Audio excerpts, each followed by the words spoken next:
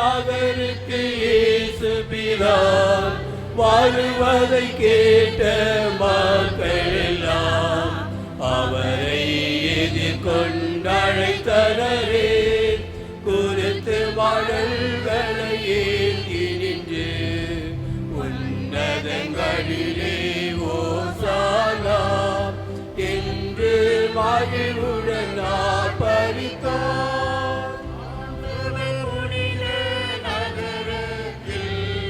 நுழைவையில் எபிரேய சிறுவர் குழாம் உயிர் தெழுதலை அறிவித்தவராம். குறித்து மடல்களை ஏந்தி நின்று உன்னதங்களிலே ஓசானா என்று மகிழ்வுடன் ஆர்ப்பரித்தார். ஜெபிப்போமாக. என்றும் வாழும் எல்லாமல்ல இறைவா, உம்முடைய திருவுளத்திற்கு பணிந்து எங்கள் மீட்பர் மனிதராகி சிலுவை சாவு மட்டும் தம்மையே தாழ்த்தினார். நாங்கள் அவர் தம் பாடுகளின் பாதை பின்பற்றி அவரது உயிர்ப்பின் மகிமையிலும் பங்கு பெற தயவாய் அருள்வீராக. உம்மோடு தூயாவின் ஒன்று பிளறைவனாய் என்றென்றும் வாழ்ந்து ஆட்சி செய்கிற எங்கள் ஆண்டவரும் உம் திருமகனுமாகிய இயேசு கிறிஸ்து வழியாக உம்மை மன்றாடுகிறோ.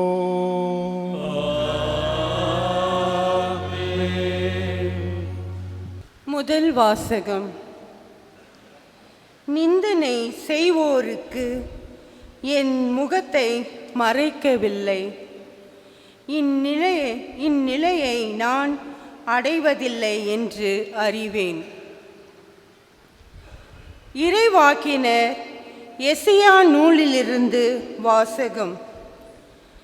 நலிந்தவனை நல்வாக்கால் ஊக்குவிக்கும் அறிவை நான் பெற்றிட ஆண்டவராகிய என் தலைவர் கற்றோரின் நாவை எனக்கு அளித்துள்ளார். காலைதோறும் அவர் என்னை தட்டி எழுப்புகின்றார்.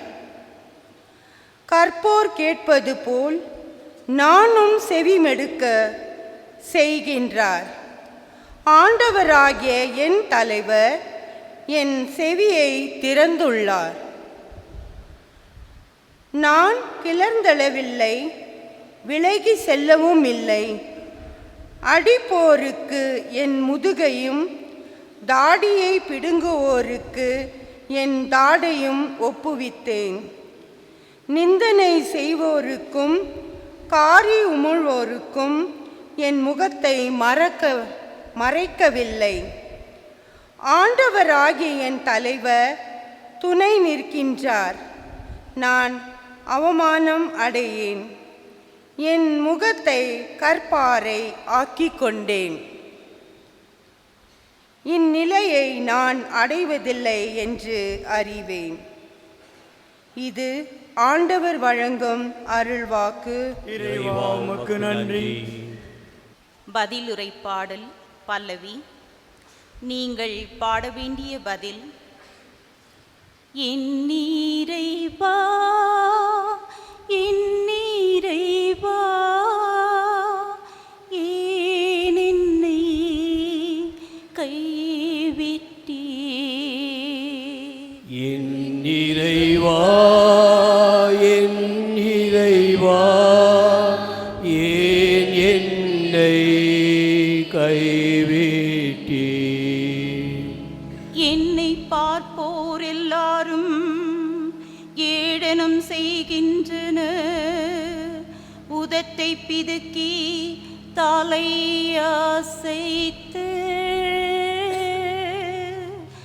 ஆண்டவர் மீது நம்பிக்கை வைத்தானே, அவர் இவனை மீட்கட்டும். தாம் அன்பு கூர்ந்த இவனை அவர் விடுவிக்கட்டும் என்கின்றனர். இறைவா என் இறைவா ஏன் என்னை கைவிட்டீர்.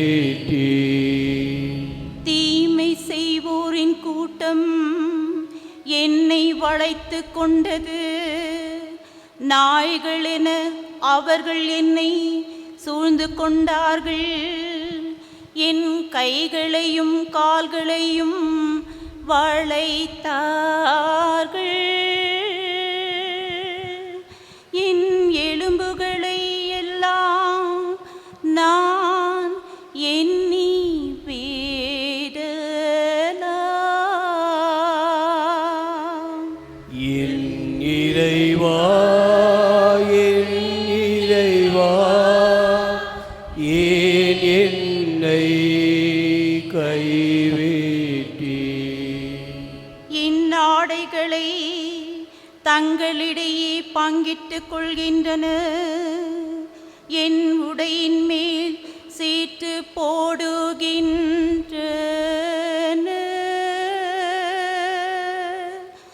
நீரோ ஆண்டவரே, என்னை விட்டு தொலைவில் போய்விடாதேயும். என் வலிமையே எனக்கு துணை செய்ய விரைந்து வாரும். என் இறைவா, என் இறைவா, ஏன் என்னை கைவிட்டீர்? உமது பெயரை என் சகோதரருக்கு அறிவிப்பே. சபை நடுவே உம்மை புகழ்ந்து பாடுவே. ஆண்டவருக்கு அஞ்சுவோரே, அவரை புகழுங்கள். யாக்கோப்பின் மரபினரே, அனைவரும் அவரை மாட்சிமைப்படுத்துங்கள். இஸ்ரேல் மரபினரே, அனைவரும் அவரை பணியுங்கள்.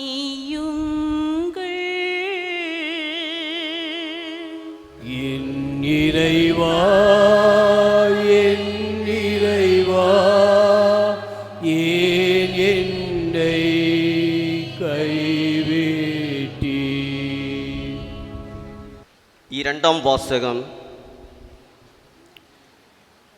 திருத்தூதர் பவுல் பிலிப்பியருக்கு எழுதிய திருமுகத்திலிருந்து வாசகம். கடவுள் வடிவில் விளங்கிய கிறிஸ்து கடவுளுக்கு இணையாய் இருக்கும் நிலையை வலிந்து பற்றி கொண்டிருக்க வேண்டியதொன்றாக கருதவில்லை. ஆனால் தம்மையே வெறுமையாக்கி அடிமையின் வடிவை ஏற்று மனிதருக்கு ஒப்பானார். மனித உருவில் தோன்றி சாவை ஏற்கும் அளவுக்கு, அதுவும் சிலுவை சாவையே ஏற்கும் அளவுக்கு கீழ்ப்படிந்து தம்மையே தாழ்த்தி கொண்டார். எனவே கடவுளும் அவரை மிகவே உயர்த்தி எப்பெயருக்கும் மேலான பெயரை அவருக்கு அருளினார். ஆகவே இயேசுவின் பெயருக்கு விண்ணவர், மன்னவர், கீழுலகோர் அனைவரும் மண்டியிடுவர். தந்தையாம் கடவுளின் மாட்சிக்காக இயேசு கிறிஸ்து ஆண்டவர் என எல்லா நாவுமே அறிக்கையிடும்.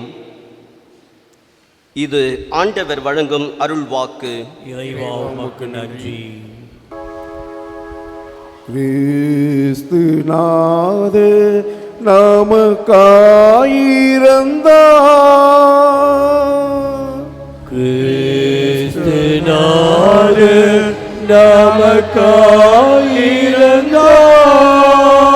கிறிஸ்துநாதர் தம்மை தாழ்த்தி சாவை ஏற்கும் அளவுக்கு, அதுவும் சிலுவை சாவையை ஏற்கும் அளவுக்கு கீழ்ப்படிபவரானார். கிறிஸ்துநாதர் நமக்காயிரந்தார். ஆதலால் தான் கடவுள் அவரை எல்லோருக்கும் மேலாய் உயர்த்தி எப்பெயருக்கும் மேலான பெயரை அவருக்கு அருளினார். கிறிஸ்துநாதர் நமக்காய் இறந்தார். தூய மத்தேயு எழுதியபடி நமது ஆண்டவராகிய இயேசு கிறிஸ்துவின் திருப்பாடுகள். பின்னர் 12 ஒருவராகிய யூதாஸ் இஸ்காரியோத் தலைமை குருவிடம் வந்து, இயேசுவை உங்களுக்கு நான் காட்டிக் கொடுத்தால் எனக்கு என்ன தருவீர்கள் என்று கேட்டான். அவர்களும் 30 வெள்ளிக் காசுகளை எண்ணி அவனுக்கு கொடுத்தார்கள். அது முதல் அவன் அவரை காட்டிக் கொடுப்பதற்கு வாய்ப்பு தேடிக்கொண்டிருந்தான்.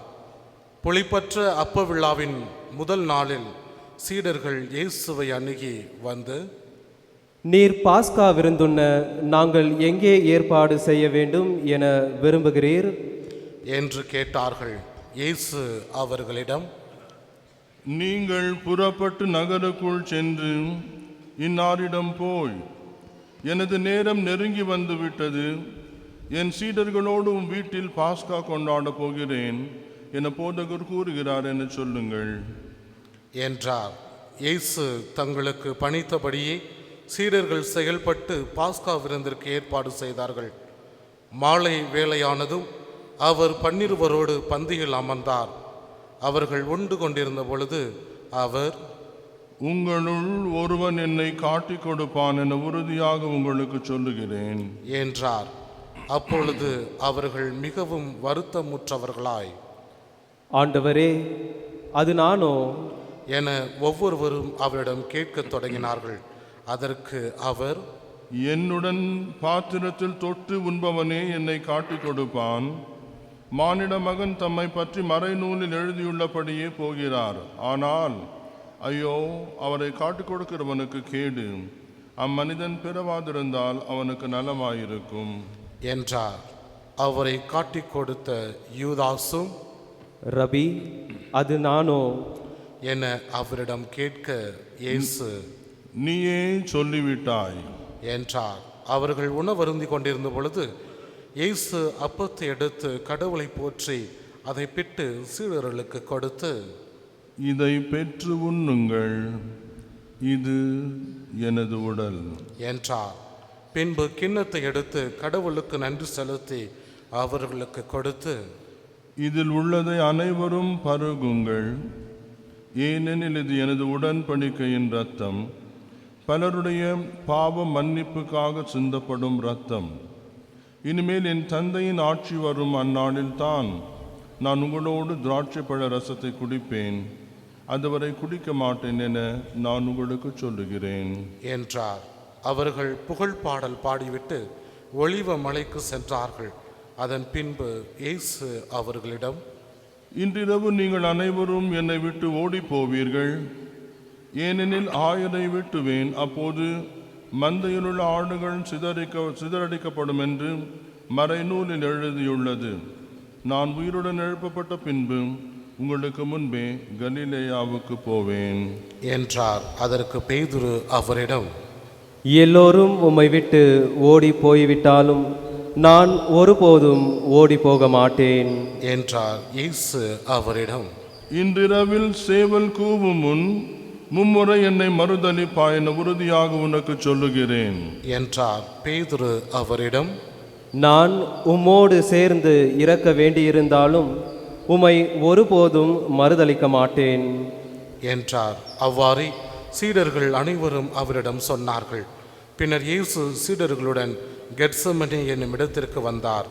அவர், நான் அங்கே போய் இறைவனிடம் வேண்டும் வரை இங்கே அமர்ந்திருங்கள் என்று அவர்களிடம் கூறி பேதுருவையும் செபெதேயின் மக்கள் இருவரையும் தம்முடன் கூட்டிச் சென்றார். அப்போது அவர் துயரமும் மனக்கலக்கமும் அடையத் தொடங்கினார். அவர், எனது உள்ளம் சாவு வரும் அளவுக்கு ஆழ்துயரம் கொண்டுள்ளது. நீங்கள் என்னோடு இங்கேயே தங்கி விழித்திருங்கள் என்று அவர்களிடம் கூறினார். பிறகு அவர் சற்று அப்பால் சென்று முகங்குப்புற விழுந்து, என் தந்தையே, முடிந்தால் இந்த துன்பக் கிண்ணம் என்னை விட்டு அகலட்டும்.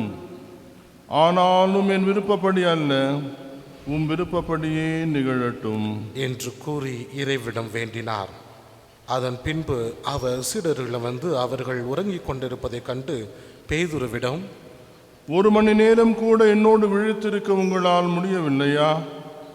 உங்கள் மனம் ஆர்வமுடையது தான், ஆனால் உடல் வலுவற்றது.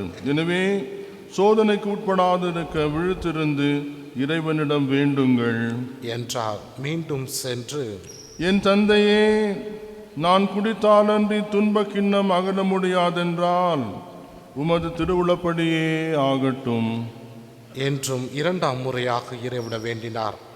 அவர் திரும்பவும் வந்த போது சீடர்கள் உறங்கிக் கொண்டிருப்பதைக் கண்டார். அவர்களுடைய கண்கள் தூக்க கலக்கமாயிருந்தன. அவர் அவர்களை விட்டு மீண்டும் சென்று மறுபடியும் அதே வார்த்தைகளை சொல்லி 3ஆம் முறையாக இறைவிட வேண்டினார். பிறகு சீடர்களும் வந்து, இன்னும் உறங்கி ஓய்வெடுக்கிறீர்களா? பாருங்கள், நேரம் நெருங்கி வந்து விட்டது. மானிட மகன் பாவிகளின் கையில் ஒப்புவிக்கப்படுகிறார். எழுந்திருங்கள், போவோம். இதோ என்னை காட்டிக் கொடுப்பவன் நெருங்கி வந்து விட்டான் என்று கூறினார். இயேசு தொடர்ந்து பேசிக் கொண்டிருந்த போது 12 ஒருவராகிய யூதாஸ் அங்கு வந்தான். அவரோடு குருக்களும் மக்களின் மூப்பர்களும் அனுப்பிய பெருங்கூட்டமும் வாள்களோடும் தடிகளோடும் வந்தது. அவரை காட்டிக் கொடுக்க இருந்தவன், நான் ஒருவரை முத்தமிடுவேன், அவர்தாம் இயேசு, அவரை பிடித்து கொள்ளுங்கள் என்று அவர்களுக்கு அடையாளம் சொல்லியிருந்தான்.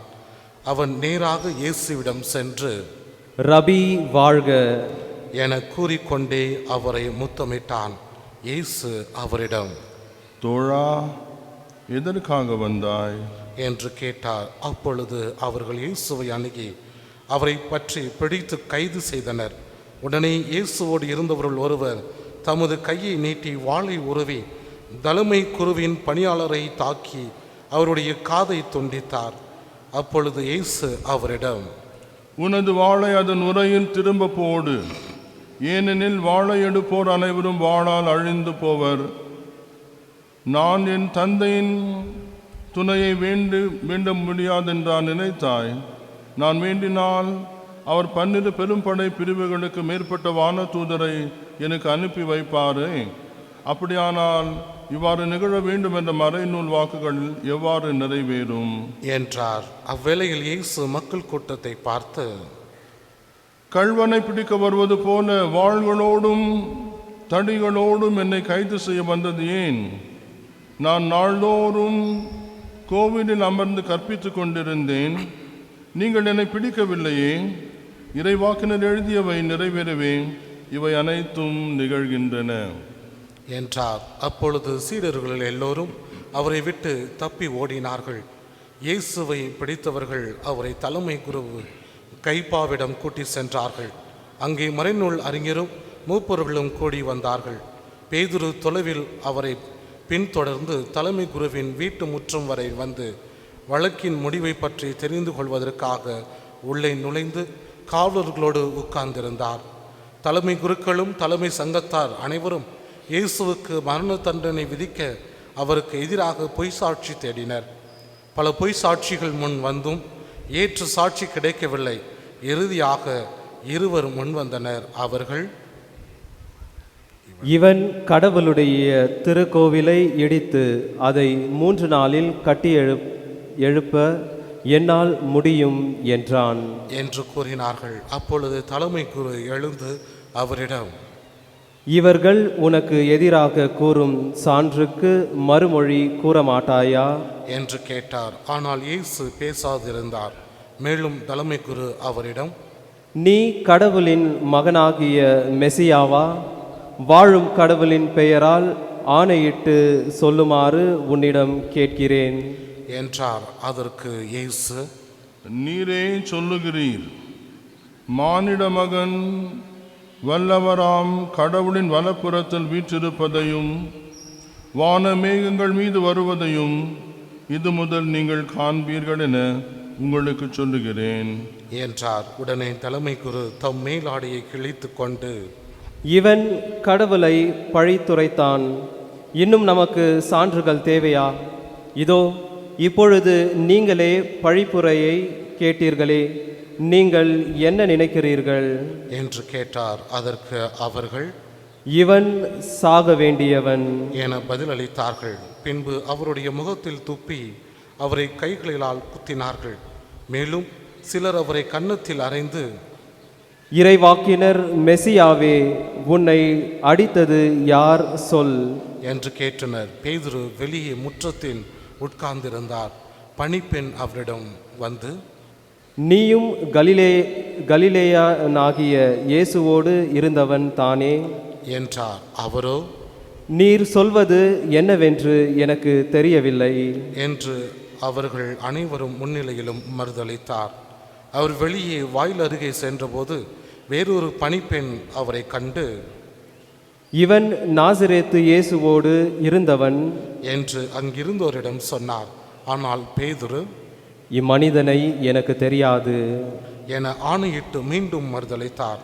சற்று நேரத்திற்கு பின் அங்கே நின்றவர்கள் பேதுருவிடம் வந்து, உண்மையாகவே நீயும் அவர்களை சேர்ந்தவனே, ஏனெனில் உன் பேச்சே உன்னை யார் என்று காட்டிக் கொடுக்கிறது என்று கூறினார்கள். அப்பொழுது அவர், இந்த மனிதனை எனக்கு தெரியாது என்று சொல்லி சபிக்கவும் ஆணையிடவும் தொடங்கினார். உடனே சேவல் கூவிற்று. அப்பொழுது சேவல் கூவும் முன், நீர் என்னை மும்முறை மறுதளிப்பாய் என்று இயேசு கூறியதை பேதுரு நினைவு கூர்ந்து வெளியே சென்று மனம் நொந்து அழுதார். பொழுது விடிந்ததும் தலைமை குருக்கள், மக்களின் மூப்பர்கள் யாவரும் இயேசுவை கொல்ல அவருக்கு எதிராக ஆலோசனை செய்தனர். அவரை கட்டி இழுத்து சென்று ஆளுநர் பிலாத்துவிடம் ஒப்புவித்தனர்.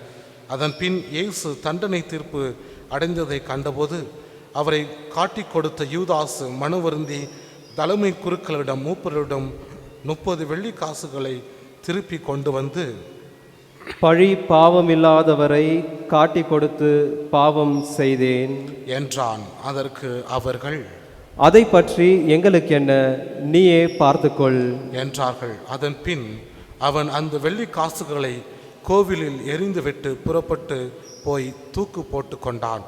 தலைமை குருக்கள் வெள்ளி காசுகளை எடுத்து, இது இரத்தத்திற்கான விலையாளதால் இதை கோவில் காணிக்கை பெட்டியில் போடுவது முறை அல்ல என்று சொல்லி கலைத்தால் சிக்கித்து அந்நியரை அடக்கம் செய்ய அவரை கொண்டு குயவன் நிலத்தை வாங்கினார்கள். இதனால் தான் அந்த நிலம் இரத்த நிலம் என இன்று வரை அழைக்கப்படுகின்றது. இஸ்ராயேல் மக்களால் விலை மதிக்கப்பட்டவருடைய விலையான 30 வெள்ளி காசுகளை கையில் எடுத்து, ஆண்டவர் எனக்கு பணித்தபடியே அதை குயவன் நிலத்திற்கு கொடுத்தார்கள் என்று இறைவாக்கினர் எரேமியா உரைத்தது அப்போது நிறைவேறியது. இயேசு ஆளுநர் பிலாத்து முன்னிலையில் நின்று கொண்டிருந்தார். ஆளுநர் அவரை நோக்கி, நீ யூதரின் அரசனா என்று கேட்டான். அதற்கு இயேசு, அவ்வாறு நீர் சொல்லுகிறீர் என்று கூறினார். மேலும் தலைமை குருக்களும் மூப்பர்களும் அவர் மீது குற்றம் சுமத்திய போது அவர் மறுமொழி எதுவும் கூறவில்லை. பின்பு பிலாத்துவிடம் அவரிடம், உனக்கு எதிராக எத்தனையோ சான்றுகள் கூறுகிறார்களே, உனக்கு கேட்கவில்லையா என்றான். அவரோ சொல் கூட அவருக்கு மறுமொழியாக கூறவில்லை. ஆகவே ஆளுநன் மிகவும் வியப்புற்றான். மக்கள் விரும்பி கேட்கும் ஒரு கைதியை அவர்களுக்காக விழாவின் போது ஆளுநன் விடுதலை செய்வது வழக்கம். அந்நாளில் பரபா என்னும் போர் போன கைதி ஒருவன் இருந்தான். மக்கள் ஒன்று கூடி வந்திருந்த போது பிலாத்து அவர்களிடம், நான் யாரை விடுதலை செய்ய வேண்டும் என விரும்புகிறீர்கள், பரபாவையா அல்லது மெசியா என்னும் இயேசுவையா என்று கேட்டான். ஏனெனில் அவர்கள் பேராண்மையால் தான் இயேசுவை தன்னிடம் ஒப்புவித்தார்கள் என்பது அவர்களுக்கு தெரியும். பிலாத்து நடுவர் இருக்கை மீது அமர்ந்திருந்த பொழுது அவருடைய மனைவி அவரிடம் ஆள் அனுப்பி, அந்த நேர்மையாளரின் வழக்கில் நீர் தலையிட வேண்டாம், ஏனெனில் அவர் பொருட்டு இன்று கனவில் மிகவும் துன்புற்றேன் என்று கூறினார். ஆனால் தலைமை குருக்களும் மூப்பர்களும் பரபாவை விடுதலை செய்ய கேட்கவும் இயேசுவை தீர்ப்பு கட்டணவும் கூட்டத்தினரை தூண்டிவிட்டார்கள். ஆளுநன் அவர்களை பார்த்து, இவ்விருவரில் யாரை விடுதலை செய்ய வேண்டும், உங்கள் விருப்பம் என்ன என கேட்டான். அதற்கு அவர்கள், பரபாவை என்றார்கள். பிலாத்து அவர்களிடம், அப்படியானால் மெசியா என்னும் இயேசுவை நான் என்ன செய்ய வேண்டும் என்று கேட்டான். அனைவரும் சிலுவையில் அறையும் என்று பதிலளித்தனர். அதற்கு அவன், இவன் செய்த குற்றம் என்ன என்று கேட்டான். அவர்களோ சிலுவையில் அறையும் என்று இன்னும் உரக்க கத்தினார்கள். பிலாத்து தன் முயற்சியினால் பயனேதும் ஏற்படவில்லை, மாறாக கலக்கமே உருவாகின்றது என்று கண்டு கூட்டத்தின் முன்னிலையில் தண்ணீரை எடுத்து, இவனது இரத்த பழியில் எனக்கு பங்கில்லை, நீங்களே பார்த்து கொள்ளுங்கள் என்று கூறி தம் கைகளை கழுவினான். அதற்கு மக்கள் அனைவரும், இவனுடைய இரத்த பழி எங்கள் மேலும் எங்கள் பிள்ளைகள் மேலும் விழட்டும் என்று பதில் கூறினர். அப்போது அவர் பர்பாவை அவர்கள் விருப்பத்திற்கு இணங்க விடுதலை செய்தான். இயேசுவை கசையால் அடித்து சிலுவையில் அறையுமாறு ஒப்புவித்தான். ஆளுநரின் படைவீரர்கள் இயேசுவை ஆளுநர் மாளிகைக்கு கூட்டிச் சென்று அங்கிருந்த படைப்பிரிவினர் அனைவரையும் அவன் முன் ஒன்று கூட்டினர். அவருடைய ஆடைகளை உரித்து கருஞ்சிவப்பு நிறமுள்ள தளர் அங்கியை அவருக்கு அணிவித்தனர். அவர்கள் ஒரு முள்முடி பின்னி அவரது தலையில் மேல் வைத்து அவருடைய வலக்கையில் ஒரு கோலை கொடுத்து அவன் முன் முழந்தால் படியிட்டு, யூதரின் அரசரே வாழ்க என்று சொல்லி ஏளனம் செய்தனர். அவர் மேல் துப்பி அக்கோலை எடுத்து அவருடைய தலையில் அடித்தனர். அவர் ஏளனம் செய்த பின் அவர் மேல் இருந்த தளர் அங்கியை கலற்றிவிட்டு அவருடைய ஆடைகளை அணிவித்து அவரை சிலுவையில் அறைவதற்காக இழுத்துச் சென்றனர். அவர்கள் வெளியே சென்றபோது சீரேன் யூரை சேர்ந்த சீமோன் என்ற பெயருடைய ஒருவரை கண்டார்கள். இயேசுவின் சிலுவையை சுமக்கும்படி அவரை கட்டாயப்படுத்தினார்கள். மண்டையோடு இடம் என்று பொருள்படும் கொல்கத்தாவுக்கு வந்தார்கள். இயேசுவுக்கு கசப்பு கலந்த திராட்சை ரசத்தை குடிக்க கொடுத்தார்கள். அவர் அதை சுவைத்து பார்த்த பின் குடிக்க விருப்பமில்லை. அவர்கள் அவரை சிலுவையில் அறைந்த பின்பு குழுக்கள் முறையில் அவருடைய ஆடைகளை பங்கிட்டு கொண்டார்கள். பின்பு அங்கே உட்கார்ந்த காவல் காத்தார்கள். அவரது தலைக்கு மேல் அவரது மரண தட்டையிற்கான காரணத்தை எழுதி வைத்தார்கள். அதில் இவன் யூதரின் அரசராகிய இயேசு என்று எழுதப்பட்டிருந்தது. அதன் பின் அவருடைய வலப்புறமும் ஒருவரும் இடதுபுறம் ஒருவருமாக 2 கள்வர்களை அவருடன் சிலுவையில் அறைந்தார்கள். அவ்வழியே சென்றவர்கள் தங்கள் தலைகளை அசைத்து, கோவிலை இடித்து 3 நாளில் கட்டி எழுப்புகிறவனே, உன்னையே விடுவித்துக்கொள், நீ இறைமகன் என்றால் சிலுவையிலிருந்து இறங்கி வா என்று அவரை பழிந்துரைத்தார்கள். அவ்வாறே தலைமை குருக்கள் மறைநூல் அறிஞர்களுடன் மூப்பர்களுடன் சேர்ந்து அவரை ஏளனம் செய்தனர். அவர்கள், பிறரை விடுவித்தான், தன்னையே விடுவிக்க இயலவில்லை. இவன் இஸ்ரேலுக்கு அரசனாம்.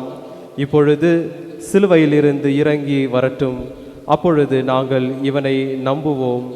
கடவுளிடம் இவன் உறுதியான நம்பிக்கை கொண்டிருந்தானாம். அவர் விரும்பினால் இப்போது இவனை விடுவிக்கட்டும், நான் இறைமகன் என்றானே என்று கூறினார்கள். அவ்வாறே அவரோடு சிலுவையில் அறையப்பட்டிருந்த கள்வர்களும் அவரை இகழ்ந்தார்கள். நண்பகல் 12 மணி முதல் பிற்பகல் 3 மணி வரை நாடு முழுவதும் இருள் உண்டாயிற்று. 3 மணி அளவில் இயேசு, ஏலி ஏலி லேமா சபக்தானி, அதாவது என் நிறைவா என் நிறைவா ஏன் என்னை கைவிற்றீர் என்று உரத்த குரலில் கத்தினார். அங்கே நின்று கொண்டிருந்தவர்கள் சிலர் அதை கேட்டு, இவன் எலியாவை கூப்பிடுகிறான் என்றனர். உடனே அவர்கள் ஒருவர் ஓடிச் சென்று கடற்பஞ்சை எடுத்து பொழிந்த திராட்சை ரசத்தில் தோய்த்து அதை ஒரு கோலில் மாட்டி அவருக்கு குடிக்க கொடுத்தார். மற்றவர்களோ, பொறு, எலியா வந்து இவனை விடுவிப்பாரா என்று பார்ப்போம் என்றார்கள். இயேசு மீண்டும் உரத்த குரலில் கத்தி உயிர் விட்டார். ஆண்டவருடைய இறப்பை சிந்திக்கின்ற வகையிலே அனைவரும் முழங்காலிட்டு மரியாதையோடு வணக்கம் செலுத்துவோம்.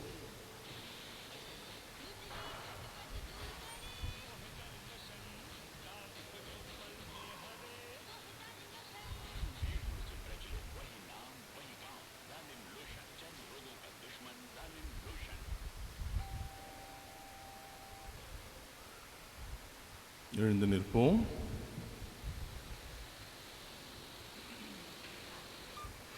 அதே நேரத்தில் திருக்கோவிலின் திரை மேலிருந்து கீழ் வரை இரண்டாக கிழிந்தது. நிலம் நடுங்கியது, பாறைகள் பிளந்தன, கல்லறைகள் திறந்தன. இறந்த இறைமக்கள் பலரின் உடல்கள் உயிருடன் எழுப்பப்பட்டன. இயேசுவின் உயிர்த்தெழுதலுக்கு முன்பு அவர்கள் கல்லறையிலிருந்து வெளியே வந்த எருசலேம் திருநகருக்கு சென்று பலருக்கு தோன்றினார்கள். 100 தலைவரும் அவரோடு இயேசுவை காவல் காத்தவர்களும் நிலநடுக்கத்தை நிகழ்ந்த யாவற்றையும் கண்டு அஞ்சி, இவர் உண்மையாகவே இறைமகன் என்றார்கள். கலிலேயாவிலிருந்து இயேசுவை பின்பற்றி அவருக்கு பணிவிடை செய்து வந்த பல பெண்களும் அங்கிருந்தார்கள். அவர்கள் தொலைவில் நின்று உற்று நோக்கி கொண்டிருந்தார்கள். அவர்களிடையே மகதல மரியாவும் யாக்கோப்பு யோசேப்பு ஆகியோரின் தாய் மரியாவும் செபதேவின் மக்களும் தாயும் இருந்தார்கள். மாலை வேளையானதும் அரிமத்தியா ஊரை சேர்ந்த யோசேப்பு என்னும் பெயர் கொண்ட செல்வர் ஒருவர் அங்கே வந்தார். அவரும் இயேசுவுக்கு சீடராயிருந்தார். அவர் பிளாத்துவிடம் போய் இயேசுவின் உடலை கேட்டார். பிளாத்தும் அதை கொடுத்துவிட கட்டளையிட்டான். யோசேப்பு அவ்வுடலை பெற்று தூய்மையான மெல்லிய துணியால் சுற்றி தமக்கென்ன பாறையில் வெட்டியிருந்த ஒரு புதிய கல்லறையில் கொண்டு போய் வைத்தார். அதன் வாயிலில் ஒரு பெருங்கல்லை உருட்டி வைத்துவிட்டு போனார். அப்பொழுது மகதல மரியாவும் வேறொரு மரியாவும் அங்கே கல்லறைக்கு எதிரே உட்கார்ந்திருந்தனர். மறுநாள், அதாவது ஆயத்த நாளுக்கு அடுத்த நாள், தலைமை குருக்களும் பரிசேயர்களும் பிலாத்துவிடம் கூடி வந்தார்கள். அவர்கள், ஐயா, அந்த எத்தன் உயிருடன் இருந்தபொழுது 3 நாளுக்கு பின்பு நான் உயிருடன் எழுப்பப்படுவேன் என்று சொன்னது எங்களுக்கு நினைவில் இருக்கிறது. ஆகையால் 3 நாள் வரை கல்லறையை கருத்தாய் காவல் செய்ய கட்டளையிடும். இல்லையெனில் அவருடைய சீடர்கள் ஒருவேளை வந்து அவன் உடலை திருடி சென்றுவிட்டு இறந்த இவர் உயிருடன் எழுப்பப்பட்டார் என்று மக்களிடம் சொல்ல நேரிடும். அப்பொழுது முந்தின ஏமாற்று வேலையை விட பிந்தினது மிகுந்த கேடு விளைவிக்கும் என்றனர். அதற்கு பிலாத்து அவர்களிடம், உங்களிடம் காவல் வீரர்கள் இருக்கிறார்கள், நீங்களே போய் உங்களுக்கு தெரிந்தபடி கருத்தாய் காவல் செய்யுங்கள் என்றார். அவர்கள் போய் கல்லறையை மூடியிருந்த கல்லுக்கு முத்திரையிட்டு காவல் வீரரை கொண்டு கருத்தாய் காவல் செய்ய ஏற்பாடு செய்தார்கள். இது ஆண்டவர் வழங்கும் அருள்வாக்கு. நன்றி. இறை இயேசுவில் அன்பு நிறைந்த சகோதர சகோதரிகளே, கடவுள் மனிதனை தம் சொந்த சாயலிலே படைத்தார். அதாவது ஒவ்வொரு மனிதனும் கடவுளை போல இருக்க வேண்டும் என்று விரும்பினார். எனவே கடவுள் தன்னை மனிதனோடு பகிர்ந்து கொண்டார். எனவே தான் மனிதன் சாதாரண மனிதனாக வாழ்ந்து புனித நிலை அடைந்து அவன் இறைவன் ஆகட்டும் என்று நாம் திருச்சபை ஜெபிக்கிறது. அன்பார்ந்தவர்களே, ஆனால் இந்த நிலை மாறுபட்டு மார்க்கெட்டிலே மனிதர்களை விற்றார்கள். அடிமைகளாக அவர்களை பிடித்து சென்றார்கள். விலங்குகள் போல் அவர்களை அந்த மார்க்கெட்டிலே விற்று கொண்டிருந்தார்கள். அவர்களுக்கு விலை பேசினார்கள். 20 வெள்ளி காசு, 10 வெள்ளி காசு அல்லது 1 பொன் காசு என்று சொல்லி மனிதர்கள் விலைக்கு வாங்கினார்கள். அவர்களை ஆக்ஷனிலே விற்ற போது அவர்கள் மேல் யாரும் இரக்கம் கொள்ளாமல் ஒரு மாடு அல்லது ஆடை போல மனிதர்களை வாங்கினார்கள். ஆனால் இந்த நிலை மாற வேண்டும் என்று எத்தனையோ நல்ல உள்ளங்கள் துடித்து கொண்டு இருந்தன. எத்தனையோ நல்லெண்ணம் கொண்டவர்கள் இதற்கு ஒரு முற்றுப்புள்ளி வைக்க வேண்டும் என்று விரும்பினார்கள். அதிலே முதன்மையானவர் இதோ நம் ஆண்டவர் ஒருவரே.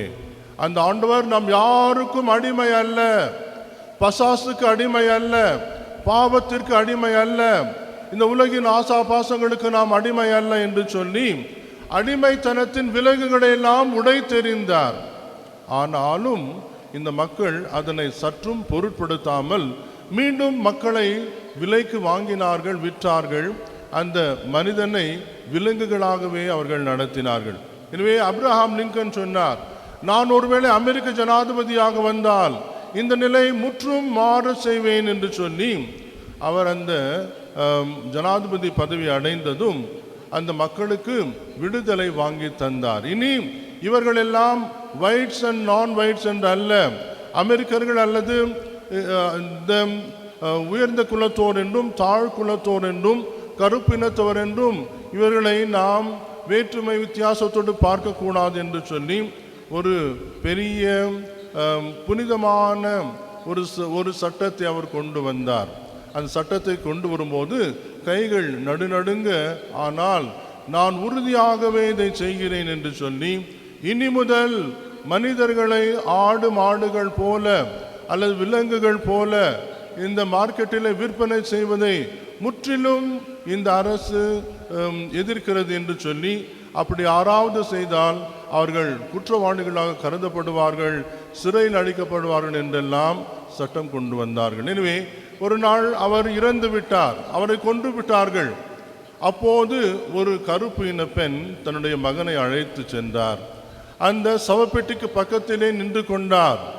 அந்த சிறுவனுக்கு அந்த தாய் சொன்னாள், இதோ இங்கு மக்களால் கொல்லப்பட்டு குண்டால் சுடப்பட்டு இறந்து இங்கு படுத்திருக்கிறாரே, இவர் யார் தெரியுமா?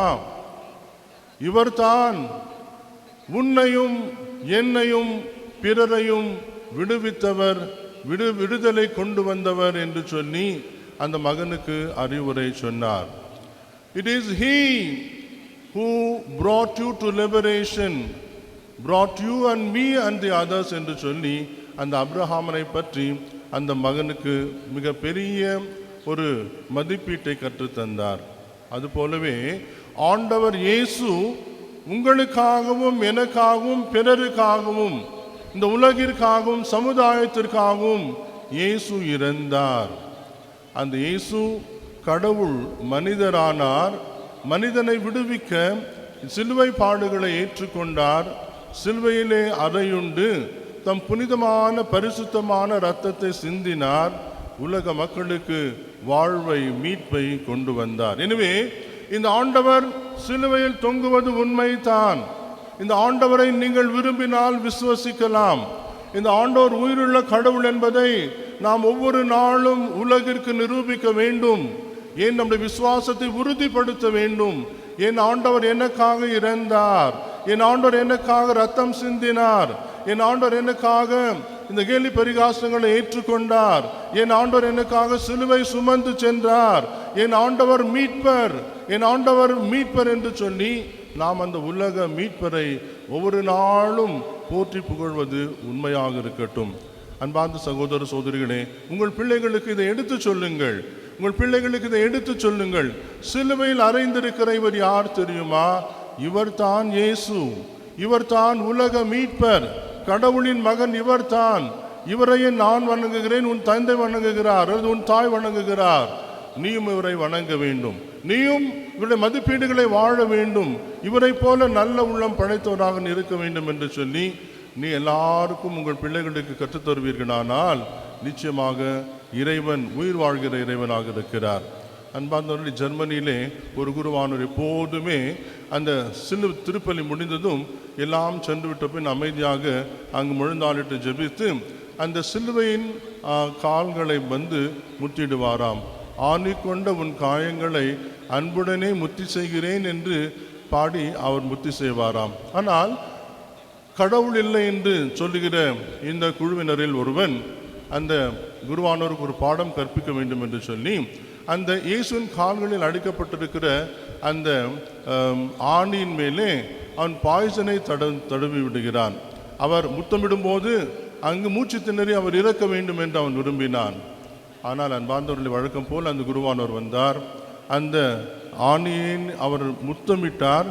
அந்த வாயு கொடுத்து அந்த ஆணியை முத்தமிடும்போது இதோ அவர் இறக்கவில்லை. ஆனால் அந்த இயேசுவின் சிலுவையிலே அறையப்பட்டிருக்கிற இயேசு அவருடைய அந்த கலர் நிறம் மாறிவிட்டது. அதாவது அந்த பாய்சன் அவருடைய உடல் முழுவதும் பரவியது. அந்த இயேசு நீல நிற இயேசுவாக சிலுவையிலே காட்சியளித்தார். அந்த குருவானவர் இது என்ன என்று கண்விழித்து பார்க்கும்போது அங்கிருந்தவன் ஓடி வந்தான், மன்னிப்பு கேட்டான். நான் தான் அப்படி செய்தேன், இனி நான் உணர்ந்து கொண்டேன், நான் இந்த இயேசு வாழ்கிற கடவுள், இறந்த கடவுள் அல்ல என்று உலகிற்கு அறிவித்தான். எனவே நீங்களும் நானும் சிலுவை நாதரிலே விசுவாசம் கொள்வோம், உறுதியான விசுவாசத்தோடு வாழ்வோம். ஆண்டவர் நமக்கு துணை செய்வார். ஆமேன். எழுந்து நிற்போம், விசுவாசத்தை புதுப்பிப்போம். பரலோகத்தையும் பூலோகத்தையும் படைத்த இல்லாமல்ல பிதாவாகிய சரேசு விசுவாசிக்கிறேன்.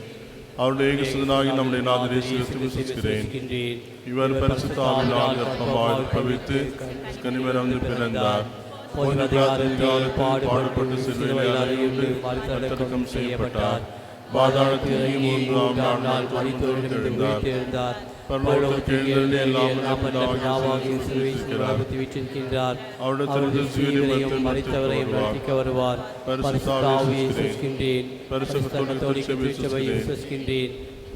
சமோஜன புரோஜனத்தை விசுவசிக்கின்றேன். பாவ பொருட்களை விசுவசிக்கின்றேன். சரீர உத்தானத்தையும் விசுவசிக்கின்றேன். நித்திய ஜீவத்தையும் விசுவசிக்கின்றேன். ஆமென். நம்முடைய விண்ணப்பங்கள் வேண்டுதல்களை ஆண்டவர் திருமணம் எடுத்து செல்வோம். எங்கள் ஆராதனைக்குரிய இறை தந்தையே, எங்கள் திருத்தந்தை பிரான்சிஸ், பேராயர் பெர்னார்ட் மோரஸ், ஏனைய ஆயர்கள், குருக்கள், கன்னியர்கள், பொதுநிலையின அனைவரையும் ஆசீர்வதித்தருளும். பாஸ்கா மரப்பொருளை கொண்டு தயாரிக்கும் அனைவரும் உண்மையான அன்பையும் உணர்ந்து நல்ல வாழ்வு வாழ வரம் தர வேண்டும் என்று இறைவா உம்மை மன்றாடுகிறோம். ஆண்டவரே, எங்கள் மன்றாட்டை கேட்டருளும். தாழ்ச்சியும் மனம் சாந்தமும் உள்ள இறைவா, இந்த புனித காலத்தில் நாங்கள் எங்கேயே அறிந்து மனம் வரைந்து தகுந்த பரிகார செயலில் ஈடுபட்டு உம் திருமகனின் இயேசுவின் உயிர்ப்பு விழாவுக்கு நாங்கள் தகுந்த பெரு அருள் தர வேண்டும் என்று இறைவா உம்மை மன்றாடுகிறோம். ஆண்டவரே, எங்கள் மன்றாட்டை கேட்டருளும். அன்பின் இறைவா, ஆணவம், சினம், தற்பெருமை, தன்னலம், மூட நம்பிக்கை, வீண் சந்தேகம், கடுப்புணர்வு, அளவற்ற பொருளாசை, மெலிய உடல் ஆசைகள், பொய் உரைத்தல், பகைமை, மன்னிக்க விருப்பமில்லாத நெஞ்செழுத்தும் போன்ற தீமைகளை விட்டொழித்து உம்மையை பற்றி கொண்டு பிறருடன் கொண்டு வாழ அருள் தர வேண்டும் என்று இறைவா உம்மை மன்றாடுகிறோம். ஆண்டவரே, எங்கள் மன்றாட்டை கேட்டருளும். ஆண்டவரே, கழுதனின் மீது அமர்ந்து தாழ்ச்சியையும் கீழ்ப்படிதலையும் வெளிப்படுத்தி இயேசுவை போல் நாங்கள் திருச்சபை தலைவர்கள், பெற்றோர்கள், ஆசிரியர்கள் போன்ற பெரியோருக்கு நாடு நகர சட்ட திட்டங்களும் கீழ்ப்படிந்து சமூக அமைதி, சமத்துவம், நேர்மையான பகிர்வு, நீதி போன்ற விழுமின்களுக்கு வித்திட்டு வாழ்ந்திட அருள் தர வேண்டும் என்று இறைவா உம்மை மன்றாடுகிறோம். ஆண்டவரே, எங்கள் மன்றாட்டை கேட்டருளும். இவைகளை எல்லாம் எங்கள் ஆண்டவரும் திருமகனுமாகிய இயேசு கிறிஸ்து வழியாகவே மன்றாடுகிறோம். ஆமென்.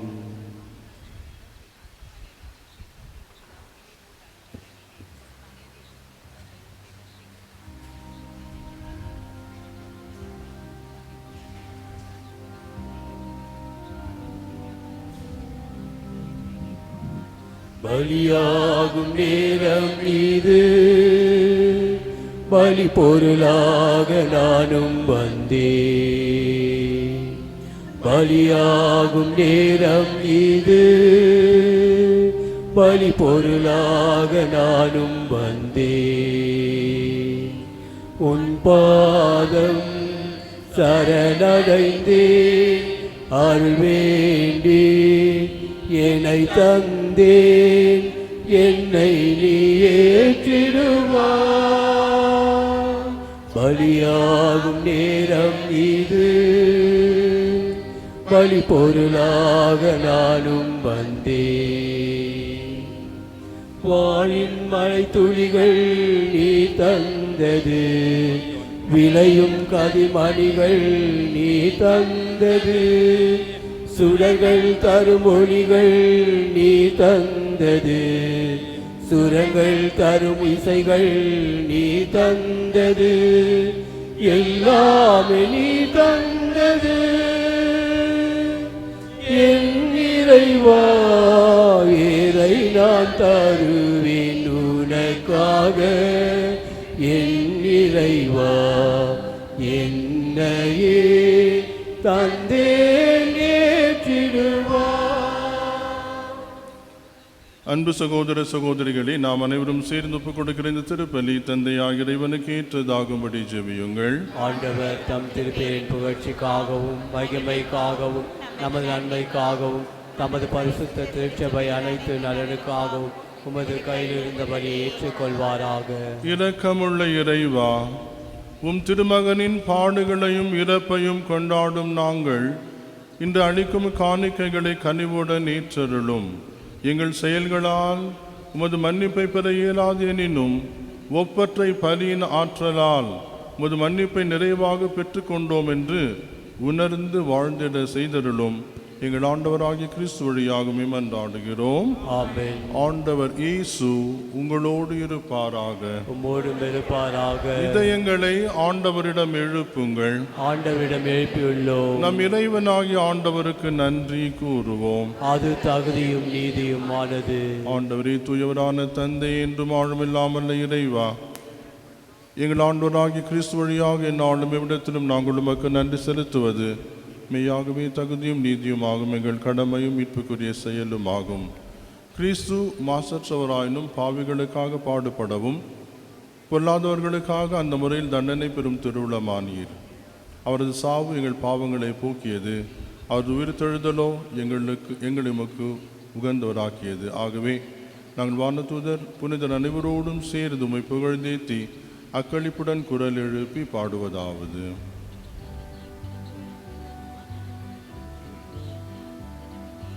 தூயவர் தூயவர் தூயவரே, மூவுலகின் தேவனாகிய ஆண்டவர், வானமும் பூமியும் உமது மகிமையால் நிறைந்துள்ளன.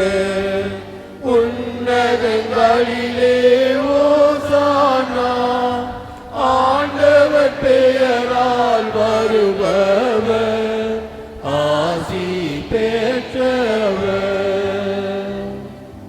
உன்னதங்களிலே ஓசானா, உன்னதங்களிலே ஓசானா. வானக தந்தையே, நீர்மையாகவே தூயவர், புனிதத்திற்கெல்லாம் ஊற்று. ஆகவே உம்முடைய தூய ஆவியை பொழிந்து இக்காணிக்கைகளை புனிதப்படுத்த வேண்டும் என உம்மை மன்றாடுகிறோம்.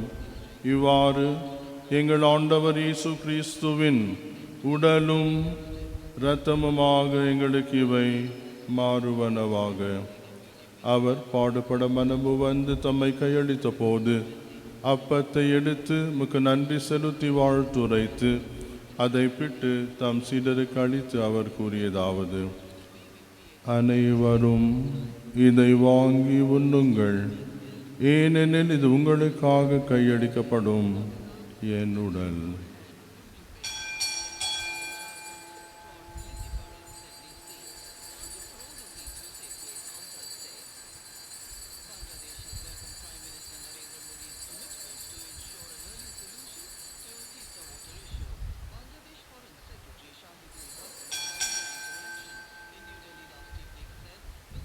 அவ்வண்ணமே உணவு அருந்திய பின் கிண்ணத்தை எடுத்து நன்றி செலுத்தி தம் சீடருக்கு அளித்து அவர் கூறியதாவது: அனைவரும் இதை வாங்கி பருகுங்கள், ஏனெனில் இது புதிய நித்திய உடன்படிக்கைக்கான என் ரத்தம்.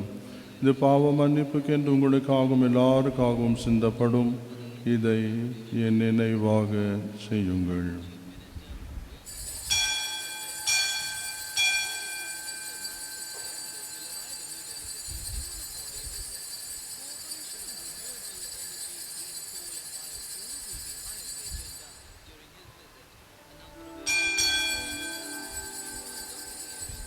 இது நம் விசுவாசத்தின் மறைபொருள். ஆண்டவரே, தேவரின் வருமளவும் உமது மரணத்தை அறிக்கையிடுகின்றோம். உமது உயிர்ப்பையும் எடுத்துரைக்கின்றோம். ஆகவே இறைவா, நாங்கள் கிறிஸ்து நிரப்பை உயிர்ப்பையும் நினைவு கூர்ந்து வாழ்வு தரும் அப்பத்தை மீட்பளிக்கும் கிண்ணத்தை உமக்கு ஒப்புக் கொடுக்கிறோம். உம் திருமண் என்ற ஊழியம் புரிய தகுந்தவர்கள் எங்களை ஏற்றுக்கொண்டீர். எனவே உமக்கு நன்றி செலுத்துகிறோம். மேலும் கிறிஸ்துவின் உடலிலும் இரத்தத்திலும் பங்கு கொள்ளும் எங்களை தூய ஆவி ஒன்று சேர்க்க வேண்டும் என உம்மை தாழ்மையுடன் மன்றாடுகிறோம். இறைவா, உலகெங்கும் பரவிருக்கும் உமது திருச்சபையை சிறப்பாக எங்கள் திருத்தந்தை பிரான்சிஸ், எங்கள் பேராயர் பெனன் மோரஸ், ஏனைய ஆயர்கள், திருப்பணியாளர்கள், துறவியர், பொது நிலையினர் ஆகிய அனைவரையும் நினைவு கூர்ந்தருளும். எங்கள் அனைவரையும் அன்பின் நிறைவை அடையச் செய்தருளும். உயிர்த்தெழும் நம்பிக்கையுடன் இறந்து போன எங்கள் சகோதர சகோதரிகளையும் இறந்தோர் அனைவரையும் நினைவு கூர்ந்து ஒளிமிக்கும் திருமுனை ஏற்றுக்கொள்ளும். எங்கள் அனைவர் மீதும் இரக்கமாயிரும். இறைவனின் கனித்தாயான மாட்சிமை மிக்க புனித கனிமரியாள், அவருடைய கணவர் புனித சூசேப்பர், புனித சவேரியார், புனித பௌஸ்லர், இவ்வுலகில் உமக்கு உகந்தவராயிருந்தவராகிய புனித அனைவருடனும் நாங்கள் நிலையான வாழ்வில் தோழமை கொண்டு உம் திருமகன் இயேசு கிறிஸ்து வழியாக உம்மை புகழ்ந்தேத்து மரமரள உம்மை மன்றாடுகின்றோம். இவர் வழியாக, இவரோடு, இவரில் எல்லாம் வல்ல இறைவனாகிய தந்தையே, தூயாவின் ஒன்றிப்பில் எல்லா புகழும் ஆட்சியும் என்றென்றும் உமக்கு உரியதே.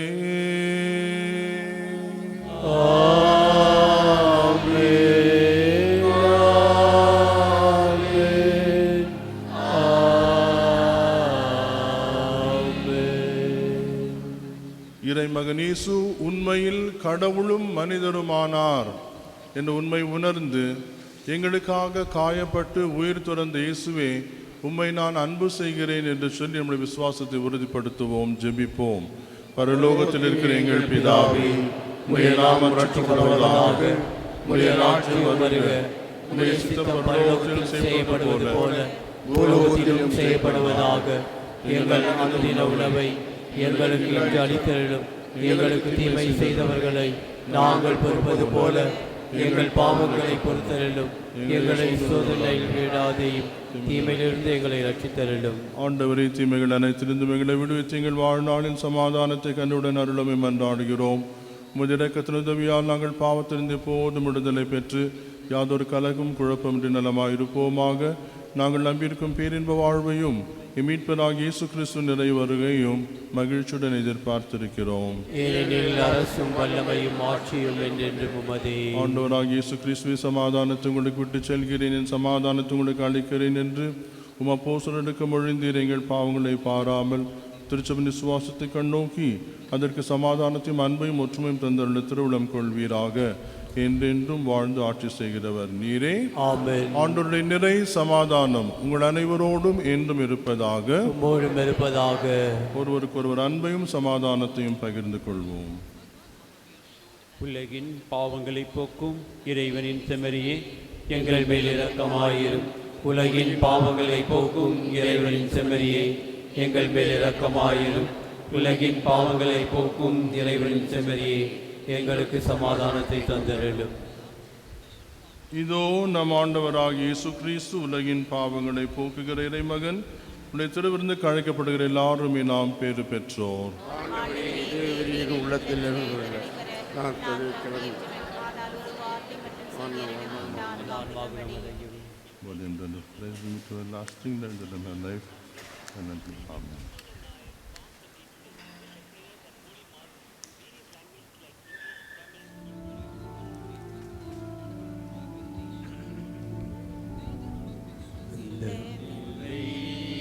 பந்தமில்லை சொல்வதற்கும் யாரும் இல்லை, எல்லாமும் நீ இயேசுவே. என் உள்ளத்தில் ஒளி வீசவே, எல்லாமும் நீ இயேசுவே. என் உள்ளத்தில் ஒளி வீசவே, இயேசுவே பேசுங்கள், ஆசிகள் வழங்குங்கள். இயேசுவே பேசுங்கள், ஆசிகள் வழங்குங்கள். ஊமை அழைக்கின்றேன், ஊரன் பிழைக்கின்றேன். சொந்தமில்லை பந்தமில்லை சொல்வதற்கும் யாரும் இல்லை, எல்லாமும் நீ இயேசுவே. என் உள்ளத்தில் ஒளி வீசவே, எல்லாமும் நீ இயேசுவே. என் உள்ளத்தில் ஒளி வீசவே.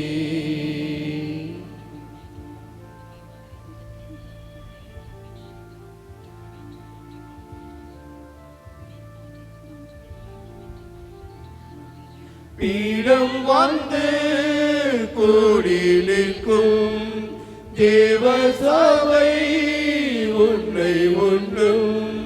பீடம் வந்து கூடி நிற்கும் தேவ சபை உன்னை உண்ணும். தேன் மதுர வளம் பெறும் வசந்த காலம் மனம் கூறும். தேன் மதுர வளம் பெறும் வசந்த காலம் மனம் கூறும்.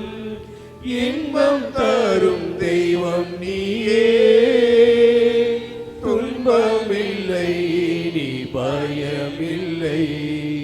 சொந்தமில்லை பந்தமில்லை சொல்வதற்கும் யாரும் இல்லை, எல்லாமும் நீ இயேசுவே. என் உள்ளத்தில் ஒளி வீசவே, நீ இயேசுவே. என் உள்ளத்தில் ஒளி வீசவே.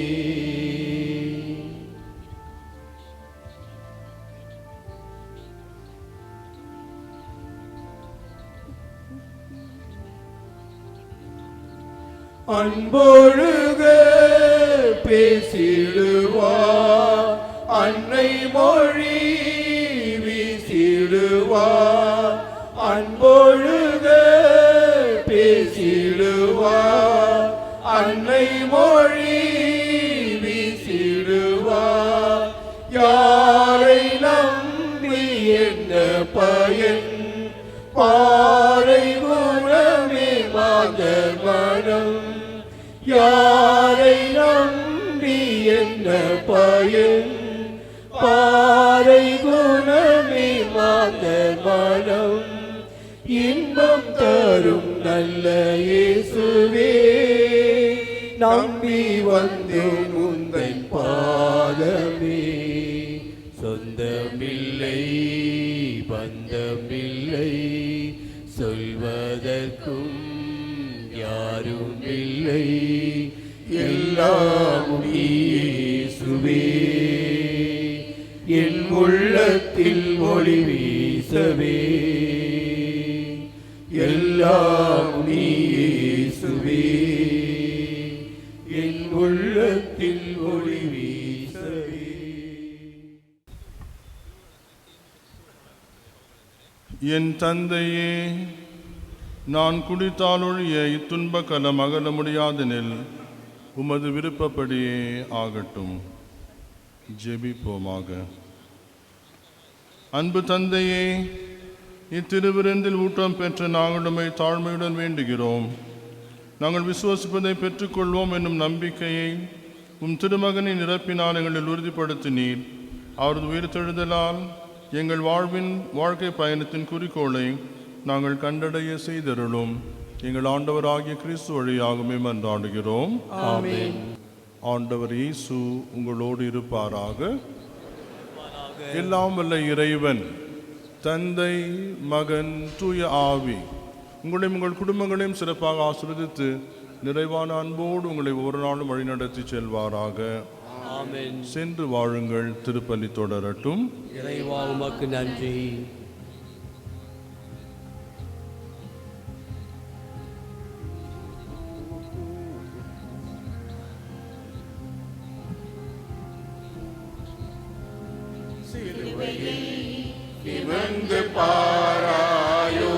அதன் புதுமையை கொஞ்சம் கேளாயோ.